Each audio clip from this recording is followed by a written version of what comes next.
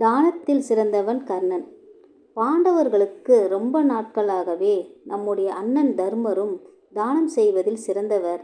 ஆனால் கர்ணனையே ஏன் எல்லோரும் தானம் செய்வதில் சிறந்தவன் என்று கூறுகின்றனர் என்ற சந்தேகம் இருந்தது. இவர்களின் சந்தேகத்தை அறிந்த கிருஷ்ணன் ஒரு நாள் தங்கமலை வெள்ளிமலை என இரு மலைகளை உருவாக்கி பாண்டவர்களை அழைத்து, இந்த இரு மலைகளையும் பொழுது சாய்வதற்குள் தர்மம் செய்துவிட்டால் தானத்தில் சிறந்தவர் தர்மர் என்று நீங்கள் சொல்வதை ஒப்புக்கொள்கிறேன் என்றார். பீமனும் அர்ஜுனனும் மற்றவர்களும் அந்த இரு மலைகளில் இருந்து தங்கத்தையும் வெள்ளியையும் பாலம் பாலமாக வெட்டி எடுத்து தர தர்மர் அதை உடனுக்குடன் நகர மக்களுக்கு தானம் செய்தார்.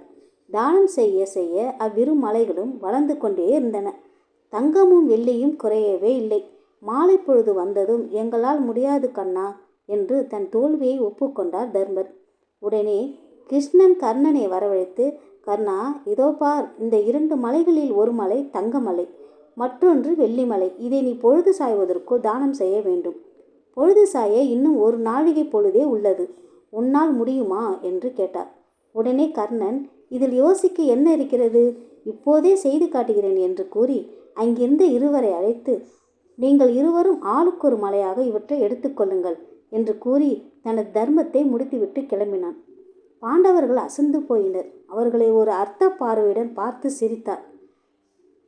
தர்மருக்கும் பரந்த மனசுதான், அதை யாரும் மறுக்க முடியாது.